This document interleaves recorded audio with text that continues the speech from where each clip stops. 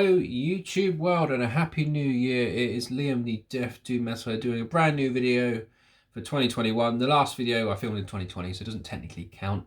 So I hope you're all well and had a great New Year's Eve. If you were able to do anything, obviously here in the UK we can't do nothing.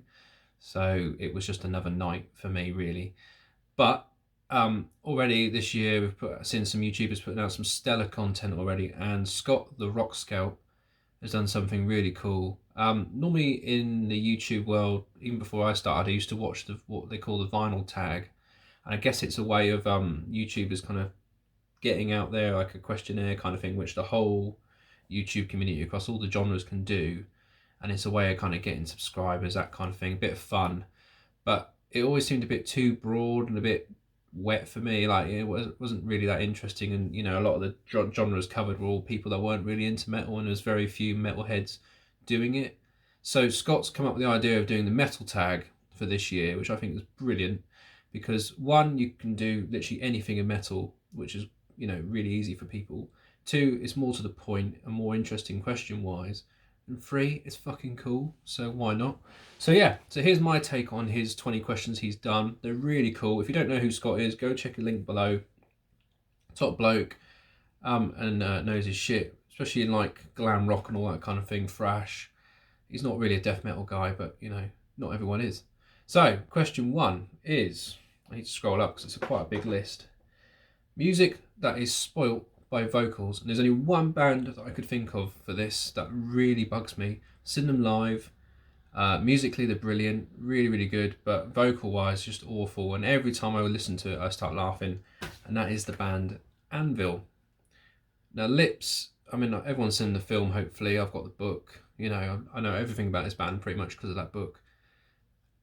Yeah, you kind of feel sorry for them in a way when you watch that movie. You know, they kind of got done over a little bit. Being in a band, you kind of, you know, I know what you have to go through to do gigs, money, getting paid, touring, all that kind of crap. But his vocals are awful.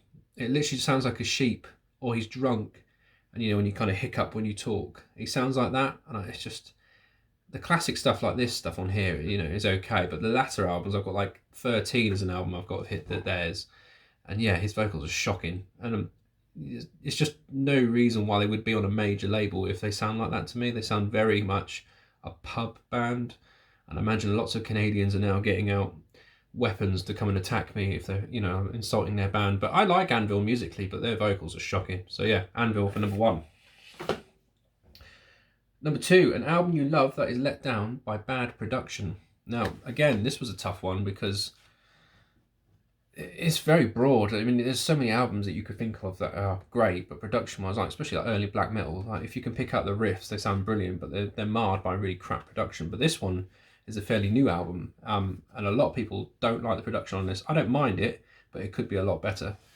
And that is Morbid Angel's Kingdoms Disdained. Now this came back out in 2017, and drum-wise is what upsets a lot of people. Like the kick drum on it is just well over the top. I mean, I kind of like it, it does work, but when you compare it to the older albums, or even other Steve Tucker albums, it just doesn't really line up with the style. Obviously it's a completely new band in a way. You've still got Trey and Steve doing all the music like the older albums they were a part of, but like if you compare this to Gateways to Annihilation, they're totally different. Riff wise they're very similar, but production wise they're totally different, and I have no idea why it sounds like this, because this was done by Eric Rutan, who has Hate Eternal, done all the modern Cannibal Corpse albums. You know, he knows his stuff, and he's a really good producer. So to get away with something like this is very unusual. So yeah, number two, Morbid Angel. Number three, this is a fun one. A band that suffers from a weak member. Now, I know I watched Mike's version, and he said Lars Ulrich, which is obvious for nearly everyone probably watching this video, and Scott's video, you know, when he read that question out, it was like Lars Ulrich straight away. I have seen Kirk Hammett pop up in a few comments, which is quite funny. I have a Kirk Hammett wah pedal, you know, I use live for years now, and I quite like it. And I go for the whole wah thing myself, but I've picked another thrash guy, and I'm going with Kerry King. This is the last Slayer album I actually bought, World Painted Blood. And everyone knows, if you ever talk about Slayer, who was the better guitar player, everyone, and I imagine everyone, should say Jeff Hanneman. because he was a legend, and his songs are classics. Angel of Death, South of Heaven, I believe he wrote. I mean, I come from the school of Kerry King when it comes to soloing as well. I kind of make it up as I go along and just shred the bollocks off my guitar, loads of whammy, loads of wah pedal, and just kind of go, yeah, at the end of it, and everyone's like, yeah. But, you know, if that proper guitarist actually watched me, they'd be like, he doesn't clue what he's doing, and I don't. But I would say Kerry King, because like even the later like Slayer albums, like the last one without Jeff on it, bored me to tears, just went completely over my radar, didn't care. Saw them on their last tour, they were brilliant, but that's because they were playing all the classics. And the DVDs I've got are all the Jeff Hanneman ones, like War of the Warfields, with that bonus documentary. You know, that's proper Slayer to me. So Slayer, Kerry King. Number 4, show an album that defines heavy. Now, that was a really hard one for me because there's loads I could think of, but every time I listen to this band, especially this album, it's just like, fuck yeah, every time I listen to it, especially the song Wretched Banquet. It just smashes your head in. Like, if your face is to the curb, bang, you know, that's what the riff sounds like. And that's Temple of Void, Lords of Death. Now this album just crushes, absolutely crushes. The guitar tone, the vocals, everything about it just crushes you into the ground. I mean, if I could think of anything that is classed as heavy, boom, this. I mean, to me, this is the heaviest album I own. Like, Temple of Void as a whole, but this particular one just absolutely smashes you to pieces. It's not fast, it's not brutal, it's mid-paced, very chuggy, but fuck me, is this heavy. So yeah, Temple of Void. Number 5, show an album recommended to you by the music community.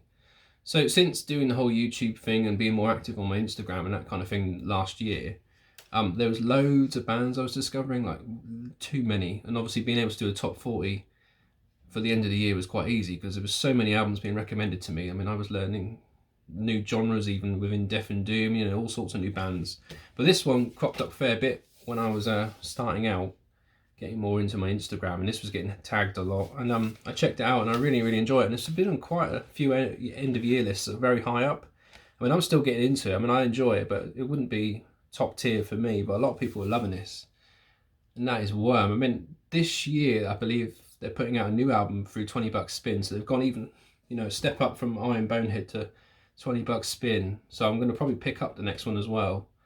But yeah, this has been recommended by so many people, and if you check this band out, you can easily find out about them. Like, it's very obscure. There used to be a black metal band, and the main guy on it is Phantom Slaughter, which is him there. And yeah, very, very popular, very underground. You know, they have a massive cult following, and I'm part of that now because they are really, really good. They're very interesting. You won't find an album that sounds like this anywhere else. It's got very esoteric vibes to it. But yeah, check that one out. Worm.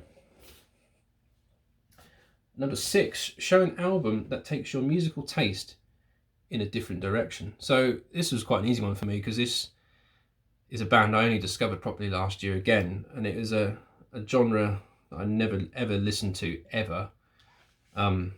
And this style of music is completely new to me. I mean, it's got similarities to 80s pop, but it goes a bit beyond that, and that is the band Ulver with their last year release, Flowers of Evil. This was my top 2 album of the year, and I've listened to this, still listen to this non-stop. It's just classic for me, you know, musically very memorable, songs are very singy, very easy to put on in the car if you're going for like a 15-minute drive and you don't want to listen to the radio. Put that on, boom, you're happy. Yeah, absolutely love it to death, and it's not a metal album at all. It's like synth pop. And the album before this one I really enjoyed. I'm going to probably buy that this year. So yeah, Ulver for that one. And now you said a gem in your collection. And what I think he means by that is not a hard to find album, but more an album you consider to be really, really great and very underrated, like a hidden gem kind of thing, I think anyway. And I went with the band Martyr Doom. I believe these guys are from Poland or the Czech Republic. I can't actually remember. I want to say Poland. But these guys put this album out through Memento Mori, which is a Spanish label.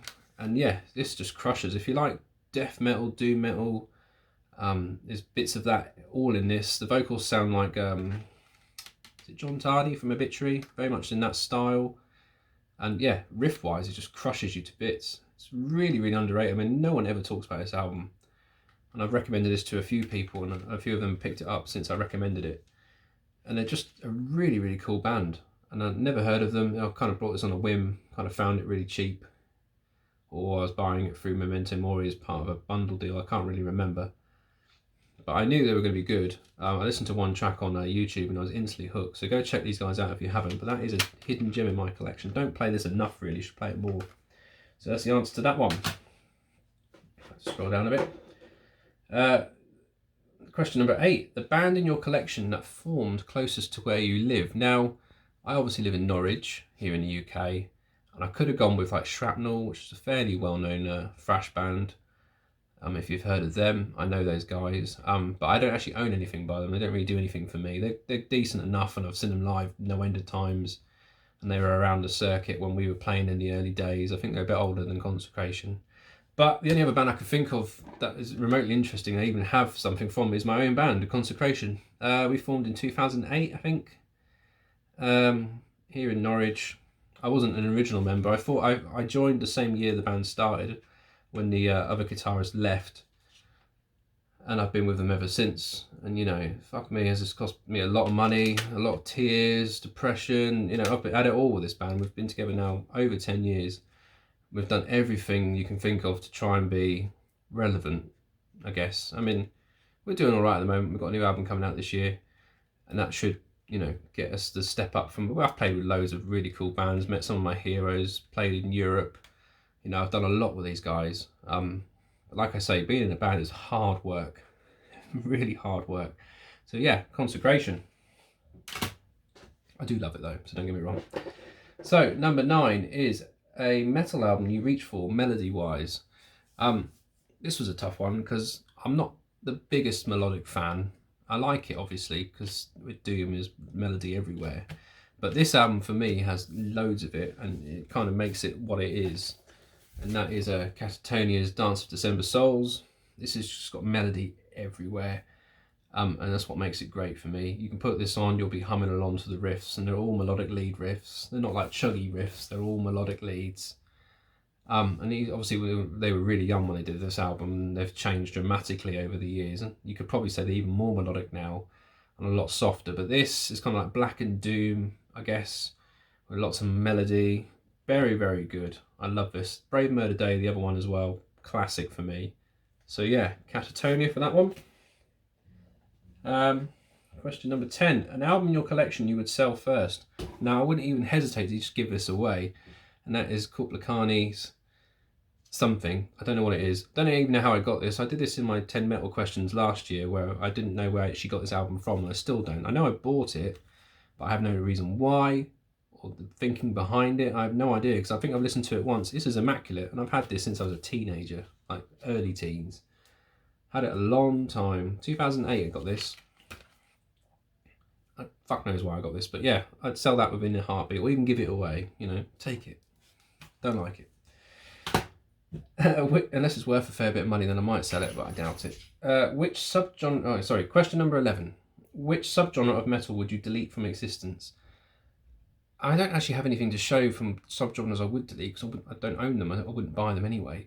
You could say anything metalcore wise, bands like Bring Me Horizon, all that kind of crap. It just goes well over my head. And when we were recording our new album, the guy doing it, obviously he wasn't a metalhead, and he went, "Oh, I know heavy music," and he played some Bring Me Horizon's new stuff, and I was just looking at him like, "What the fuck is that? That's not heavy. It's not even remotely heavy. What the hell are you on about?" And he had no clue.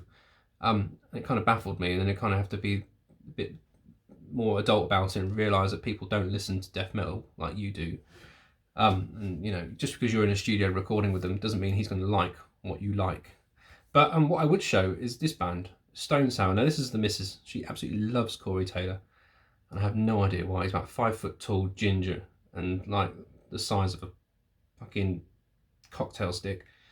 But yeah, I don't even know what kind of genre you class this as. I mean, I'm not the biggest Slipknot fan either. I like the third album maybe, and that's about it. I've seen them live. I've seen these guys live. I was dragged to this, and it was in a sweaty old arena, absolutely round, women screaming everywhere. It was horrible. Hated every second of it. And it was the time that England were playing in the World Cup, so I could have gone and watched that, but no. I had to go and do this. But yeah, Stone Sour. Ugh. Right.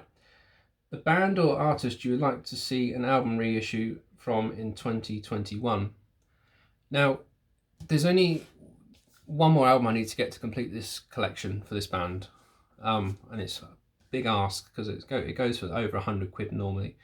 It was pressed in like 92, 93, the Road Racer record has never been reissued. I've got the first one. This is Solitude Aeternus with their debut, Into the Depths of Sorrow. I managed to pick this up for about £45, which I thought was a bargain, because you know you see these on eBay and they just go, you know, well up in value. And I was bidding on the Crimson Horizon, which will be on a later question. But the second album for Solitude Aeternus, but even this one as well, these two have never been reissued. The rest of the back catalogue's been reissued from 2 different labels, but the first 2, the Road Racer ones, have never been reissued. And they're very, very hard to get at a decent price, or you know, even decent condition. So Solitude Aeternus would be the main one for that one. The first 2 anyway. Question 13. Which 80s metal act would you love to see a comeback album from? Now this was a tough one as well, because it's like there's been a fair few reissues and comeback albums over the years, especially comeback albums like Fungal put out a really good one last year that I need to pick up. And there's loads, but the one I could think of with this lineup, it has to be this lineup, because these two were put out near the end of the 80s, and that's the English thrash band Sabbath, Andy Sneap, and yeah, what's the vocalist's name? Martin Walkier. If you could get a new album from this lineup of these 2 albums, then I'm all over it, because these are absolute classics. Absolutely love these, and these aren't boring at all, man. I'm not the biggest thrash guy. I'm slowly getting back into it now.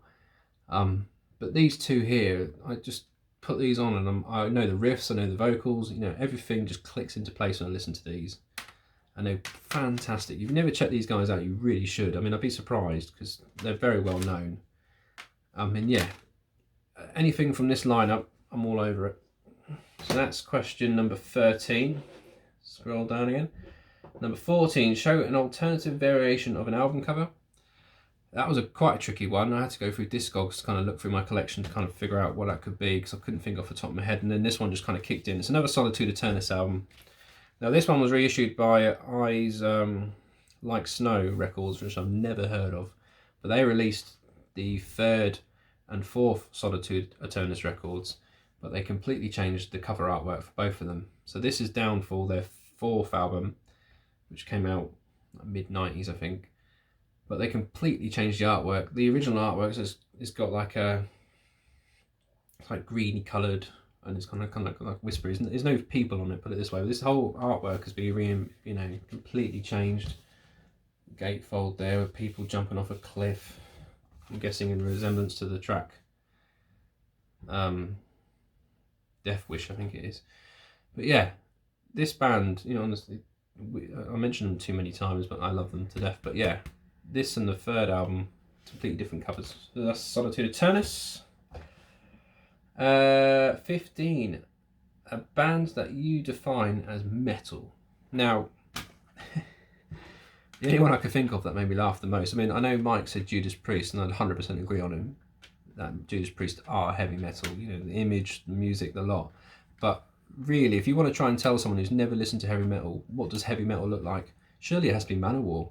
Every metal musician should look like this on stage. You know, chiseled 6-pack, pair of pants on, sword, not even a sword, just gloves, you know, with a fist, you know, ooh, nasty. You know, handlebar, mustache. You know, you're not going to fuck around with them, are you? Especially if they're on stage all sweaty and horrible and gyrating near you. If you're right at the front, that'd be awful. But but yeah, that is heavy metal to me. Manowar. Number 16, show your most metallic album cover. That was a really tough one as well, but this one was an easy one for me in a way, because this is the only one I could think of that actually jumped out with the word metallic, and that is Annihilator's Metal. I mean, it's got a kind of metallic-y cover, and the album's called Metal. I mean, I haven't listened to this for years. I used to love Annihilator. But yeah, Annihilator for that one. Nice, easy. Number 17, show an album you disliked at first and now highly regard. This one is probably the main one for me out of that list. There's a few, but this is the main one. Now, I never ever used to like kind of synth kind of music, like where it's got like orchestra stuff in there, keyboards, that kind of thing. I used to instantly switch off, and over the years I changed and I got more and more into it. And even black metal last year should I say, I properly got bitten by the black metal bug, and I'm kind of looking out for bands like that now. Got over that hurdle. But this band I've listened to for a number of years, and I kind of switch off a few of their albums. I just think they're a pile of shit. But this one I did instantly think that. And then last year I listened to it more and more and more, and ended up buying it because I started getting really into it. And that is Dimi Enthroned, Darkness Triumphant. Now this is not as heavy on the synth and orchestral stuff as latter albums. I mean, some of their albums are just ridiculous and you think it's a pop album almost. But this, to me, is just the right balance. And the songs are very, very catchy on this album. And that is the main reason it kind of clicked with me more and more. Because initially, when you first listened to it, I was just like, nah, not for me. Put it in the same pile as like Nightwish. I don't like that band at all. But then I listened to it more and more, and I really enjoy it now. And I got it on vinyl. I saw it at a decent price, and I thought, actually, I'm going to buy that. And I do listen to it now and again. It does come on. So yeah, Dimi Borgir. Question number 18. An album you liked at first, but now disregard. Now this one was a one that kind of was from my teenage years. I was proper into my new metal. And I listened to this the other day. I was kind of having a bit of a nostalgic kick. And I was listening to like Issues, the debut from this band as well. Korn is who I'm talking about. But this album, the second release, Life is Peachy, I just think it's shit. I really don't like it. I mean, there's maybe one track on there, the Adidas track. But other than that, it's just... Oh, and maybe Twist as well, because, everyone does that. But the rest of it, I couldn't give a monkey's about. I like the debut loads, I love Issues. Those two albums from Korn are classics for me, and I'll always listen to those too. But the ones in between, like Follow the Leader, I'm kind of going off now. But this one especially is just nothing on here that draws me in. And I remember buying this as a teenager, being well up for it, well into it. You had all the DVDs, T-shirts, you name it. I was all in for Korn. And I literally keep it in my collection just because I have all those first, I think, 6 albums I got up to before I stopped listening to them. So yeah, Korn, Life is Peachy. Number 19, a metal band that deserves more recognition. There's only one band I could think of that most people probably never even heard of. They're a German epic doom band. Kind of got pinches of hard rock in there, especially with the soloing and the melodies they play. Vocally, it's all very sun. There's no heavy growly stuff, nothing like that. And that is the band Doomshine with The Piper at the Gates of Doom. This is just really, really good doom. Very, very catchy. All their albums are brilliant to me. This one's the best one by far. This was come out through Massacre Records back in 2010, and no one talks about this ever.